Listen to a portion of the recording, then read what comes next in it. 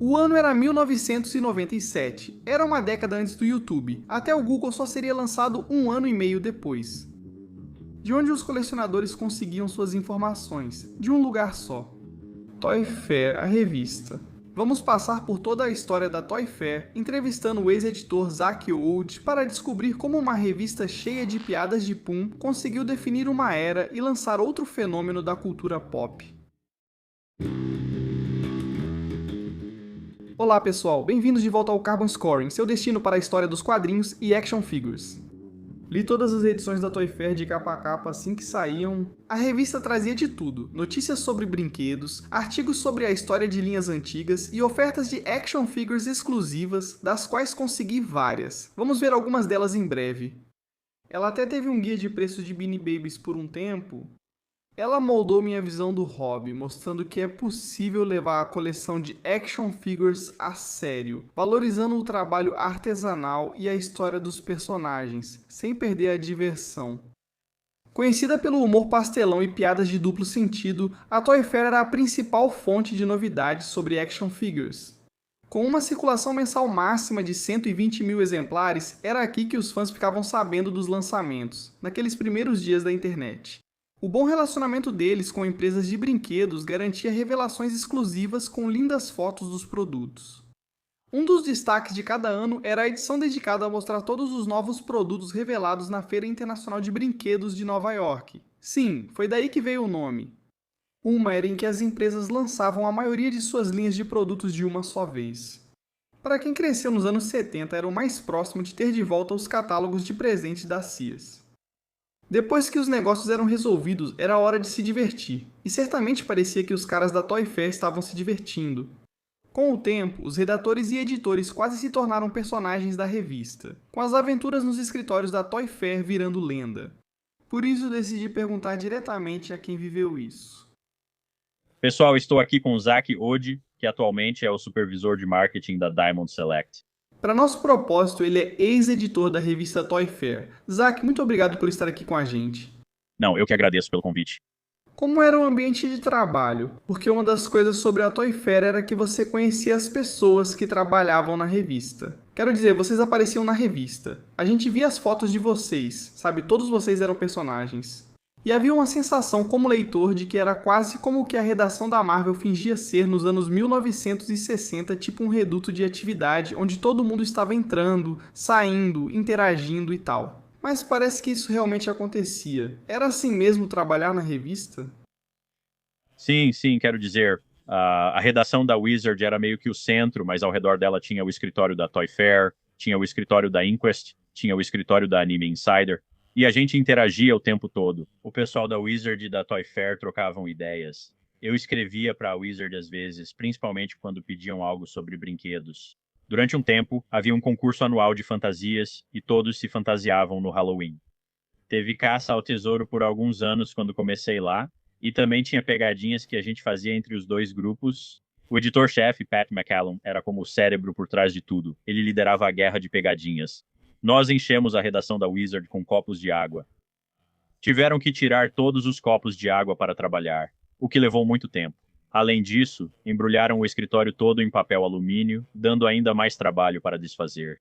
As pegadinhas ficaram tão intensas, o editor Matt Seinrich escreveu um editorial sobre elas na edição 18, onde ele confessou ter embrulhado cada item do escritório, bonecos de ação, canetas, folhas de papel individuais em filme plástico. Em seguida, ele ganhou um brownie de laxante X-Lax. Mas essa diversão bem-humorada também levou a amizades duradouras. Todos nós nos reuníamos nos finais de semana para assistir filmes juntos. Era chamado de Sessão Mama Jama de Filmes Machões. E era assim, acho que fizemos pelo menos umas 15, 20 vezes, onde assistíamos 3 filmes diferentes ao longo da noite. Todos tinham um tema em comum. Os Selvagens da Noite, Mad Max 2, A Caçada Continua e Matador de Aluguel. Assistimos aos 3 em uma noite. Foi uma época boa. A gente ia nas lojas de brinquedo todo dia no almoço, quase todo dia no almoço. A gente ia na Toys R Us, KB, GameStop, Electronics Boutique, acho que era esse o nome na época, procurando brinquedos em vários lugares diferentes. Quase todo dia depois do trabalho, por um tempo a gente jogava videogame. Então eu jogava Halo com uns 7 caras. Tínhamos duas TVs conectadas, às vezes tínhamos mais TVs em outro cômodo. E a gente ficava se enfrentando, atirando um no outro, sabe, em mapas diferentes e tal. E era divertido só passar o tempo com os caras e fazer essas coisas. Essa diversão era evidente em toda a revista, até nas páginas de cartas, onde uma carta por mês era respondida por um cachorro. Uma das minhas coisas favoritas na coluna de cartas era, e quando encontrei uma dessas numa loja, eu tive que comprar para mim. O que eu fiz com ela? Eu coloquei aqui. Zach Malamute. Lembra do Zach Malamute? Ele era incrível. Ele era o cachorro de estimação de um escritor freelancer e respondia as cartas na coluna de cartas. E aí, em um certo momento, ele fugiu e foi substituído pelo Zach Binimill. E ele. E então, o Zach Binimill era tipo um bichinho de pelúcia super culto, muito sarcástico, muito snob, que respondia as cartas e zoava as pessoas. E ele recebia as cartas do Zach Malamute, de onde quer que ele estivesse no país, e respondia de forma bem maldosa. Mas não, a coluna de cartas era muito divertida. Eu estava folheando edições antigas e tem tantas coisinhas escondidas ali. Tipo, você tem um expediente onde aparece a lista de todos os funcionários e todo mês tem algum comentário sarcástico ou algum trocadilho, alguma coisa engraçada ali. E isso realmente me lembrou de quando eu era criança lendo a revista Mad, com todas aquelas piadas que ficavam, sabe, nas bordas dos quadrinhos e em todo lugar. Isso foi uma influência específica para vocês? Digo, vocês provavelmente cresceram na mesma época lendo a Mad. Acho que isso provavelmente permeou um pouco do humor de vocês. Sim, cresci lendo a revista Mad, e é um grande elogio dizer que era parecido com ela. Queríamos que cada página fosse divertida. Por isso colocamos os balões de fala e o cabeçalho com os nomes. Era provavelmente a última parte realmente séria da revista. É preciso não só desejar que leiam, mas também recompensar quem leu de fato. Sim, sabe, tirando os anúncios, a gente pensava muito em cada página e no que ia ter nela, no que seria divertido nela. Tentávamos pôr um balão de fala em quase todas as páginas, exceto quando era algo editorial muito sério, aí não dava certo. Talvez algumas das piadas mais ousadas estivessem no guia de preços mensal, na seção chamada Big Shots. Então, você mencionou o guia de preços. O guia de preços era, obviamente, uma figura fundamental. Tanto na revista Wizard quanto na Toy Fair. Vou ser honesto, eu nunca realmente li o guia de preços, mas eu passava pelo guia de preços todo mês, porque era lá que estava o Big Shots e as fotos dos leitores. E tipo, se você quiser ver algumas das piadas mais pesadas, pode encontrá-las no Big Shots. Tem algumas coisas que, sabe, estão bem no limite, tipo, quem montou aquilo? Como é que aqueles pequenos quadros foram criados? Não sei quem fazia isso quando cheguei, mas depois, com certeza, eu que juntava os brinquedos lá atrás. Eu não sei se eu fiz muitas. Não sei o quão inapropriadas eram algumas das minhas montagens, mas com certeza eles conseguiam, sabe? Tenho certeza de que muitos deles conseguiam, muitos dos funcionários conseguiam inventar diálogos inapropriados para acompanhar as imagens. Big Shot seguia no antigo método Marvel, onde antigamente Jack Kirby desenhava toda a sede e Stan Lee preenchia os diálogos. Da mesma forma, Big Shots começava com uma foto aleatória e acabavam com alguns dos mais bem, digamos assim. Não tenho certeza se muitos desses poderiam ser publicados hoje em dia. Embora Big Shot certamente fosse um destaque ou um ponto baixo, dependendo do seu senso de humor, a revista estava recheada de outras seções mensais.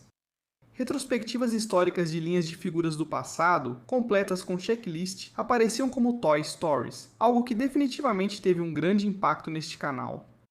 Os leitores enviavam suas próprias criações personalizadas de figuras que gostariam de ver produzidas na seção Heróis Caseiros.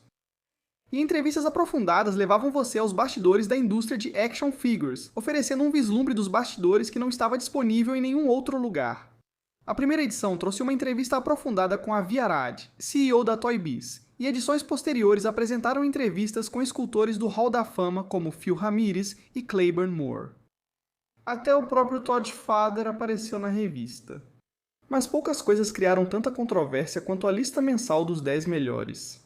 Se você acha que os cambistas e especuladores são ruins hoje em dia, pode ter certeza, isso não é um fenômeno novo. Eu mesmo também tive bastante culpa nisso quando quase derrubei uma senhora no Walmart para conseguir colocar as mãos naquela rara figura da Arlequina. Perguntei a Zack como a lista dos 10 melhores foi feita. Algo presente desde o início e creio permaneceu por toda a existência da revista. Foi a lista mensal dos 10 melhores, pois é. Aquela lista podia causar uma corrida no mercado. Como era montar essa lista todo mês? Tinha brigas? Tinha discussões sobre quem deveria ficar em qual posição e coisas assim? Eu não me lembro de muitas brigas, sabe? Eles olhavam os preços no eBay, eles viam por quanto as coisas estavam sendo vendidas. A gente tinha ferramentas para pesquisar no eBay e ver quantos leilões estavam rendendo. Antes, acho que realmente ligávamos para as lojas, ligávamos para várias lojas de brinquedos pelo país. E eu me lembro que havia uma parte em que a gente conversava com as lojas e elas nos diziam que estava vendendo muito bem na loja delas. Mas eu acho que foi assim que o top 10 foi feito por um tempo, pelo menos. Mas o que seria de uma revista de brinquedos sem brinquedos? Desde o início, cada edição da Toy Fair trazia uma figura exclusiva para pedir pelo correio. Eu consegui várias dessas, começando com a primeira de todas, o Homem Derretido. O original. A figura exclusiva original da Toy Fair era o Homem Derretido. E esse cara não está nada mal para quem tem 27 anos. Agora, a Toy Fair lançou várias dessas figuras de 5 polegadas da Toy Biz, que não eram personalizadas, mas exclusivas. Na verdade, eram só repinturas. Isso aqui é basicamente um corpo masculino genérico. Você tem esses tornozelos estranhos com parafusos e uns pés. Eu me sinto relativamente confiante em dizer que essa é uma cabeça do Colossus que foi repintada. E eu não faço ideia de qual é o raciocínio por trás dessa articulação. Eu estou supondo que seja tipo o DJ Homem Derretido. No entanto, funciona. Este foi o primeiro. E olha, a gente não teve outra figura do Molten Man por mais de 25 anos, só foi ter de novo naquele pacotão de 5 da Amazon. E ao invés de só usar o plástico dourado, com aquele visual manchado, esse cara aqui é pintado. Agora, infelizmente, com o tempo a cabeça dele não combina muito com o resto do corpo, mas é um vilão do Dítico. Estamos falando de um dos vilões originais do Homem-Aranha da fase clássica e eu tô totalmente dentro com DJ Homem Derretido. E acontece que o próximo que vamos analisar foi o segundo exclusivo da feira de brinquedos, que é a Kitty Pryde, de 5 polegadas como sombra Shadow Cat. Agora, ela está na base feminina padrão. Eu colei ela com cola quente em um suporte porque essa figura faz parte da minha coleção de X-Men de 5 polegadas. Ela é uma parte vital dos X-Men desde a minha infância. E por isso eu realmente quero ela lá. Por isso é uma pena que, de novo, levou mais de 25 anos, mais de 20 anos na linha Marvel Legends para finalmente termos uma Shadow Cat Kitty Pryde. Mas para uma simples repintura, olha cara, eles não economizaram em nada. Você tem uma blusa de tecido, você tem esse cinto. Ela tem uma escultura de cabeça muito bonita. E claro, ela tem a articulação típica das figuras da Toy Biz daquela época. Mas ela é um elo vital que faltava em todas as nossas coleções dos X-Men. Mantendo o tema de adições completamente necessárias, temos a figura do Guardião da Tropa Alpha. Então a Tropa Alpha era meio que um grupo avulso de personagens criado por John Byrne quando ele e Chris Claremont estavam trabalhando nos X-Men. E nos anos 1980 a Marvel disse: "Ei, vamos fazer um quadrinho da Tropa Alpha. E ei, John Byrne, queremos que você faça isso." E eu acho que basicamente só por lealdade aos personagens ele decidiu fazer, mesmo achando que eles eram meio descartáveis. Mas esse uniforme definitivamente não é descartável.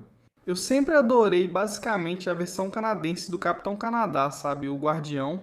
Ele é incrível com a folha de bordo e o vermelho e branco ficam tão imponentes. E esse item exclusivo se tornou muito mais importante quando a Toy Biz, não a Hasbro, na verdade produziu uma série de figuras do Alpha Flight. E o único Guardião que foi produzido nessa escala veio como um exclusivo da Toy Fair. Agora, ele é basicamente só uma figura do anjo repintada. Acho que era ali onde as asas do anjo costumavam se encaixar, mas funciona perfeitamente para o personagem. Eu sempre adorei essa máscara simples e como o branco e o vermelho se destacam um contra o outro. Um dos meus designs de personagem favoritos de todos os tempos. Sempre fui um grande fã da Tropa Alpha e essa é uma figura de 5 polegadas essencial.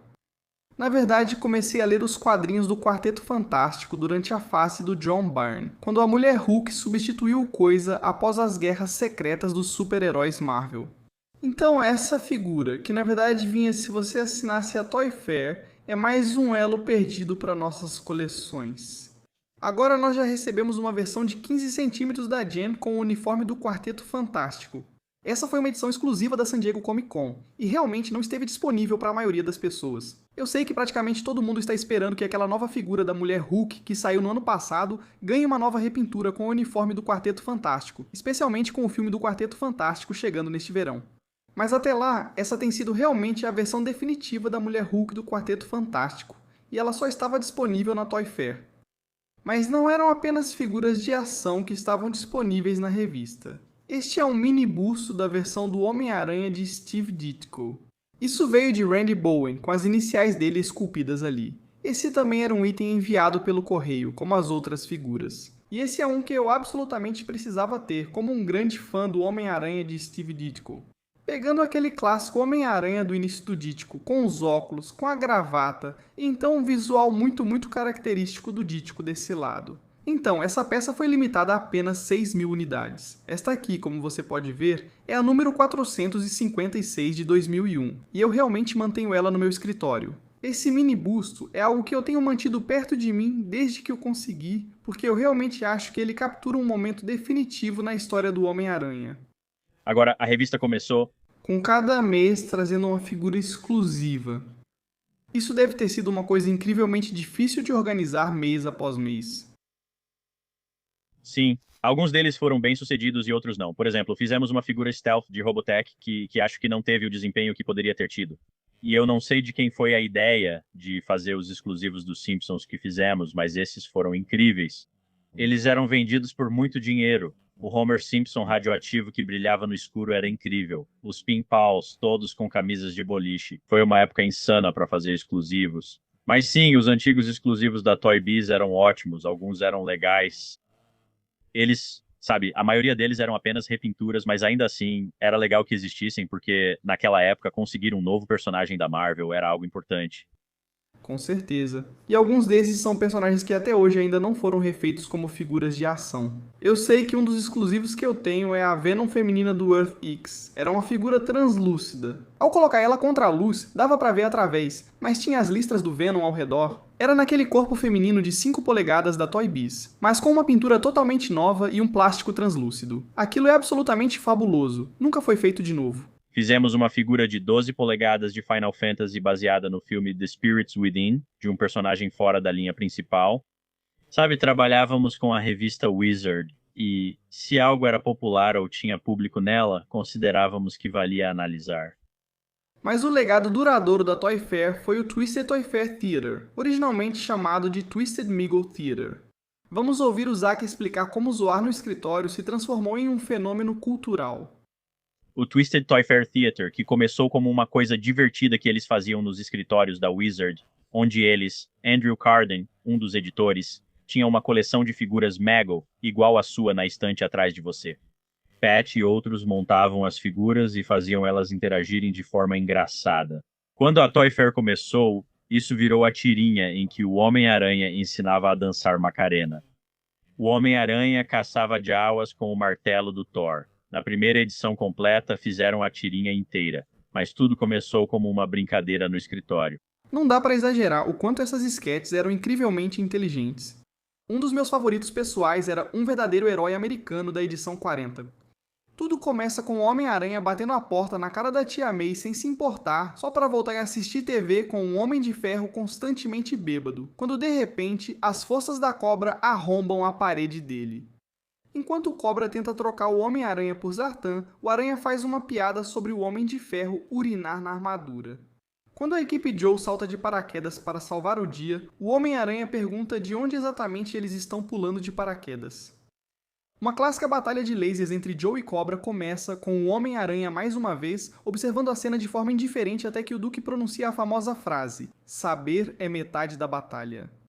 Em seguida, revela o segredo guardado por tanto tempo de que a outra metade é violência, antes de disparar uma rajada de tiros de laser.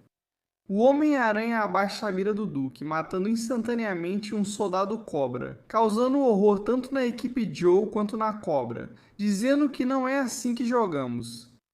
Enquanto isso, o comandante Cobra pegou as cinzas do tio Ben e criou Ben Serpentor, que exclama: "Comam seus bolinhos de trigo". Nesse momento, um ladrão aleatório entra correndo, perseguido pelas figuras Megochips. Ele atira no tio Ben Serpentor, matando-o instantaneamente. Com Ponte e John questionando por que o Aranha simplesmente não impediu o ladrão, perguntando: "Ele não tem senso de responsabilidade?" O Aranha simplesmente responde que era melhor assim. Ele estava incontinente. Devem ter sido umas 30 piadas e 25 referências à cultura pop só nessas 6 páginas. Esquecendo o humor de banheiro, era algo inteligente. Quanto mais você conhecia quadrinhos e bonecos de ação, mais engraçado era. E nada disso foi por acaso. A equipe dedicava muito trabalho a cada sketch. Foi um trabalho feito com muito carinho, nós colocamos muito esforço nisso. O roteiro passou por revisões. Fiz os storyboards, que precisavam da aprovação do Pat, assim como o roteiro. Tom Maru foi o roteirista inicial. E depois Justin Ackland foi o roteirista, sabe? O responsável pelo roteiro. Mas nós fazíamos reuniões. Quando comecei lá, tudo era reunião durante o almoço. A gente se reunia no almoço. Íamos a um restaurante, sentávamos e discutíamos os enredos. Todos davam sugestões e debatíamos até definir os pontos principais. Depois alguém voltava e escrevia todo o roteiro. Sabe, os personagens do Twisted Toy Toy Fair ganharam vida própria e realmente tinham uma consistência entre eles. Sabe, um dos primeiros bonecos customizados que apareceu lá foi o Doutor Destino, e ele tinha aquele núcleo megalomaníaco do personagem dos quadrinhos, mas era tudo muito exagerado. Sabe, o mesmo acontecia com o Thor, com seu jeito de falar, e com o Hulk, com aquela estupidez meio genial dele, sabe? E isso permaneceu constante durante toda a revista, você podia contar com isso. Quando você via o Hulk, já sabia que alguma coisa idiota ia acontecer. Quando via o Destino, sabia que ele tinha algum plano grandioso que ia dar errado. Mas talvez o personagem que se destacou um pouco em relação ao seu equivalente nos quadrinhos e acabou se tornando talvez a figura central de tudo foi o Aranha. E aquele Aranha da Mego era quase como o Pernalonga de tudo, meio que ficava de fora, só observando tudo acontecer e fazendo comentários sarcásticos sobre isso. Você lembra como isso surgiu e como vocês conseguiram manter a consistência de todos esses personagens? Um, Quero dizer, o Homem-Aranha era definitivamente, você sabe, a estrela. E ele definitivamente tinha essa personalidade meio genérica, não genérica, mas tipo uma personalidade mais neutra, de comentarista. Ele não queria se envolver em todas as confusões. Criávamos tramas pensando, o que o Aranha faria? Ele respondia, ele iria embora. Ele ia embora. Fizemos uma tirinha para o volume de 10 anos em que ele é sequestrado e levado ao programa Inside the Actors Studio com o apresentador, cujo nome esqueci, então fizemos um boneco dele. E era só ele tentando escapar o tempo todo, só tentando ir embora, e eles não deixavam ele ir. E sim, era engraçado que ele tentava se tirar das próprias histórias dele, sabe, com tanta frequência. Mas não, ele era alguém com quem precisávamos ser consistentes. Thor, Hulk, Doutor Destino, sabe, tinham outros personagens. O Wolverine era meio que, sabe, tipo um estouro. Trouxemos ele para atrair leitores. Era uma piada. Os X-Men eram chamados sempre que precisavam de alguém para ler a tira. Mas sim, tinha alguns personagens reais dos quais me orgulho muito. Fizemos isso com outros. E eu não criei o personagem Homem-Aranha. Ele já existia, já tinha aparecido em mais de 20 edições quando eu cheguei lá. Mas teve alguns que a gente criou, como os Stormtroopers. Fizemos várias tiras com os Stormtroopers. Tinha o Snow Stormtrooper, o Snow Trooper, o Scout Trooper e o Sand Trooper, e todos eles tinham suas próprias personalidades. E eu acho que foi incrível como conseguimos fazer com que todos fossem diferentes uns dos outros, mesmo sendo todos meio que iguais, muito parecidos na aparência. Você tem uma tira favorita do Twisted Toy Toy Fair Theater? Por algum motivo, uma das minhas favoritas. E, sabe, tem tantas boas da Marvel, mas uma das minhas favoritas foi a tira do Godzilla que fizemos, onde o Godzilla veio e estava destruindo Tóquio, mas ele nem percebia que estava fazendo isso. E ele estava só andando por aí, e aí foi atacado pelo Mecha Mecha Godzilla. E ele ficou tipo, o quê? O que é isso? De onde está vindo esse cara que parece comigo? E ele e a Mothra estavam só conversando. Ele e o Gamera estavam só conversando também. E foi só uma tira engraçada. E tipo, eu nunca tinha visto nada assim com o Godzilla antes. E eu acho que foi bem sucedido. Mas eles irem ao show do Kiss foi uma das que eu fiquei bem feliz também, porque essa era uma das minhas histórias originais. A Mego só fez um número limitado de personagens nos anos 70. De onde vieram todas essas figuras? Nós criávamos figuras personalizadas. Eu mesmo fiz algumas. Tínhamos customizadores talentosos como o Scott Fensler, que faziam figuras como um Mego do Wolverine, provavelmente uma das primeiras. Na verdade, Charlie Flatt fez essa. Charlie Flatt era um customizador muito talentoso, mas era um Wolverine, Claw, sabe? Vários personagens da Marvel que achávamos engraçado ter na tirinha. Pedíamos que as pessoas criassem figuras realmente boas do Claw. Isso era algo que ficava óbvio ao ler a revista. De repente, os personagens da corrente contínua pararam de aparecer no Teatro Twisted Toy Toy Fair. Acho que lembro de um Teatro Twisted Toy Toy Fair, onde mencionaram que o departamento jurídico da corrente contínua pediu para que eles não aparecessem mais. Eles não tinham senso de humor sobre isso? Não quis dizer isso. Acho que eles só eram mais protetores com sua propriedade intelectual do que outras empresas. Definitivamente, há algumas que não puderam ser reimpressas na íntegra, especialmente as que tinham personagens da corrente contínua Comics, que pareciam ser, e muitas vezes eram, algumas das mais inadequadas. A equipe editorial da corrente contínua não gostou muito dessa ideia de fazer tirinhas do Batman por conta própria, então muitas foram revisadas quando as reimprimimos. Acredito que, na maioria das vezes, melhoramos usando personagens da Marvel e criando novas piadas para eles. Tenho certeza de que, se tivéssemos feito muitas tirinhas do Godzilla, eventualmente a Toho teria, você sabe, nos enviado uma carta sobre isso. Mas você sabe, só fizemos uma ou duas aqui e ali. A Hasbro, sabe, eu acho que a Hasbro provavelmente tem um bom senso de humor sobre seus personagens. A Marvel foi muito generosa ao nos permitir ir tão longe com todos os personagens, pois também havia várias tirinhas impróprias com eles. A revista transbordava humor, tanto que não cabia só nas páginas. E Tom Root, um dos roteiristas originais, Tom Root e Doug Goldstein, e Matt Senreich, todos eram membros da equipe da revista Toy Fair e da revista Wizard. Todos eles saíram e começaram o Robot Chicken. Então, se você perceber onde talvez o Robot Chicken, sabe, ultrapassa os limites, todos eles começaram, sabe, lá no Twisted Toy Fair Theater. Isso mesmo. Se você é fã do programa de longa duração do Adult Swim, Robot Chicken, tudo começou nas páginas da Toy Fair. O ator Seth Green, também colecionador, criou figuras personalizadas de colegas de Buffy a caça-vampiros, o que o levou a colaborar com a equipe da Toy Fair em grandes projetos. De repente, eles pegaram a estrada e se mudaram para Beverly Hills, claro, estrelas de filmes em stop motion. Eu amo tanto o Twisted Toy Fair Theater. Eu até tentei recriar o meu próprio no meu vídeo recente sobre os Marvel Amigos. Enquanto isso, de volta ao Salão da Justiça, sejam bem-vindos, meus super amigos. Hoje apresento o nosso mais novo membro, o Homem-Aranha. Não, eu só estava procurando um banheiro, ele é tão fofo. Podemos ficar com ele, Batman, por favor, por favor. Olha, é o seguinte, tenho esses 3 patetas me seguindo, então só vou dar uma passada no banheiro e já estou indo embora. Santo Deus, ele entrou na câmara de translocação. Vamos ver onde ele foi parar. Ele parece estar enfrentando o Coringa em Casablanca. Eu odeio as histórias da Era de Prata da corrente contínua. O legado da Toy Fair perdura até hoje. Se quiser ver minha entrevista completa e sem interrupções com Zack, com mais detalhes e histórias, clique em Seja Membro, pois tudo está disponível para membros do canal. Vou deixar Zack resumir o quanto a Toy Fair significou para todos os envolvidos.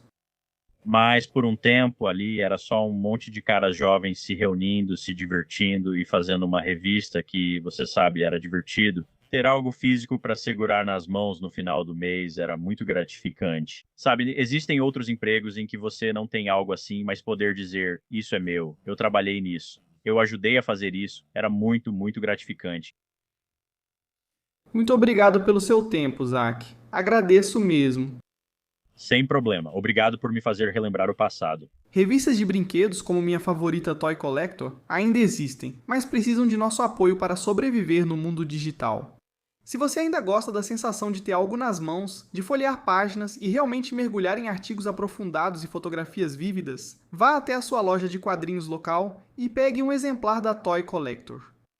E como sempre, para o melhor em quadrinhos, história e action figures, inscreva-se no Carbon Scoring.